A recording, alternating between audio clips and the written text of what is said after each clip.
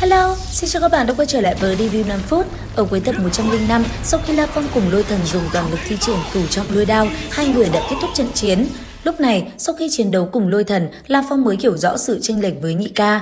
Quan trọng hơn, anh ấy cũng nắm được điểm mạnh yếu của chính mình. Suy nghĩ một hồi, La Phong quyết định thử nghiệm thêm một vài khảo nghiệm nữa. Tiếp theo đây, anh ấy liền nói Ba Tháp cài đặt cho mình đối đầu cùng Hồng và Lôi Thần.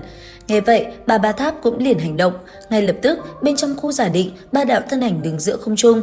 Chỉ trong giây lát, hai bên đã lao vào nhau va chạm. Nhất thời, những tiếng len keng do vũ khí đánh vào làm nơi đây như sống động. Lấy một địch hai, La Phong phải đón nhận liên tiếp công kích của Hồng và Lôi Thần đang lao tới. Cuộc chiến là hết sức gay cấn. Trong tay La Phong, độ tiên toa liên tục biến ảo, nhiều quỹ tích kỳ diệu cứ thể hiện ra giữa không trung, làm Hồng cùng Lôi Thần hoa mắt. Cứ thế, cuộc chiến diễn ra một hồi lâu, sau đó một đòn tuyệt sát tung ra, ba người mới kết thúc trận chiến của mình. Trở ra bên ngoài, La Phong lại một lần nữa có cảm ngộ, dường như chính mình đã nắm được trọng tâm về độ thiên toa, điều này cực kỳ quan trọng. Giống như lúc trước, sau khi cảm nhận được thực chiến gia tăng, La Phong liền nhờ Ba Tháp thiết lập cho mình gặp kim giác cự thú cấp hành tinh bậc 1. Nghe vậy, Ba Tháp đã liền làm theo. Nhất thời, không gian ảo lại xuất hiện hai bóng hình là La Phong cùng kim giác cự thú. Ngay lập tức, La Phong đã liền lao tới cùng con cự thú kia va chạm. Trong không gian kia, hai người cứ thế va chạm vào nhau. Thế nhưng, kim giác cự thú rất mạnh, do vậy La Phong cũng không thể làm gì, anh ấy sử dụng độ tiên toa hoàn toàn chệch hướng. Cứ thế, trận chiến diễn ra trong thời gian ngắn ngủi và kết thúc với kết quả La Phong bại trận. Tuy nhiên, anh ấy vẫn chưa từ bỏ. Sau trận chiến trước đó thất bại, anh ấy lại bắt đầu một trận chiến mới. Lần này, La Phong đã sử dụng thêm cả Ma Vân Đằng. Tuy nhiên, tốc độ cùng kỹ xảo của La Phong vẫn chưa hoàn toàn thuần thục. Cho dù có Ma Vân Đằng, anh ấy vẫn phải lấy vế.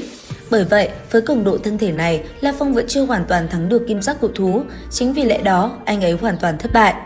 Cứ như thế, La Phong thất bại rồi lại la vào chiến đấu tiếp. Hai bên một người một thú chiến đấu với nhau trong không gian giả định. Thế nhưng, đang trong lúc La Phong bước vào luyện tập thì anh ấy bất ngờ nhận được tin báo vệ tinh giám sát phát hiện phi thuyền đang tới địa cầu. Ở nơi xa xa đó, nơi vũ trụ, những chiếc phi thuyền kia cũng phi hành rất nhanh, chỉ thoáng chốc đã tới được một tinh cầu khác. Mặc dù vậy, nó cũng phải mất vài tháng nữa mới tới được. Nghe thế, La Phong liền trầm tư suy nghĩ, sau đó anh ấy liền trở ra bên ngoài. Chớp mắt, thời gian trôi qua, La Phong cùng Hồng và Lôi Thần đã gặp lại nhau, ba người cùng nhau trò chuyện một chút về chuyến luyện tập vừa rồi. Theo cảm nhận của họ, tất cả đều có sự thay đổi trong cảm nhận về đao pháp cũng như việc thực chiến của mình trong chiến đấu.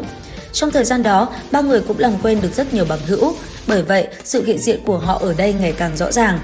Tuy nhiên, đang trong lúc ba người bàn chuyện với nhau thì bất ngờ cái tên tộc tổ của gia tộc Nặc Lam Sơn xuất hiện ở đây.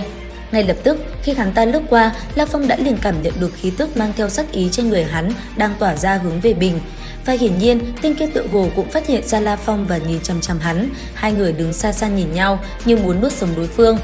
Nhìn thấy hắn ta, Ba Tháp lập tức nhận ra huân chương cự phủ trên ngực của tên tộc tổ của gia tộc Nặc Lam Sơn. Sau đó, cô ấy cũng liền giải thích cho La Phong biết một vài chi tiết quan trọng về cái tên này. Nghe xong, La Phong cũng phải nhíu mày. Tuy nhiên, anh ấy hiểu rõ, nếu như người này ra tay, chính mình sẽ không có cơ hội, bởi vậy phải mau chóng gia tăng thực lực. Thế nhưng, tên kia thì không có vòng vo, ngay lập tức hắn ta liền đi về phía của La Phong, thanh âm vang lên nói: "Người chính là La Phong sao?" Nghe vậy, La Phong liền gật đầu, còn tên kia, thanh âm hắn ta lại tiếp tục vang lên nói: "Địa cầu là của ngươi sao?" "Đúng vậy, ta muốn mua lại nó, nói giá đi." 100 ức đồng càn vu.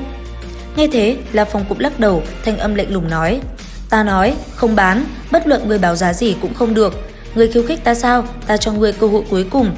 Nghe vậy, La Phong chỉ nhếch miệng cười, anh ấy cứ thế trực tiếp cự tuyệt tên kia, rồi quay sang Hồng cùng Lôi Thần nói chuyện tiếp. Thấy thế, tên tộc tổ kia mặt hắn ta liền biến sắc.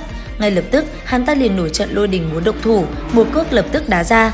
Đến đây thì hết tập 106 Thôn Phệ Tinh Không. Xin chào và hẹn gặp lại các bạn ở những video tiếp theo.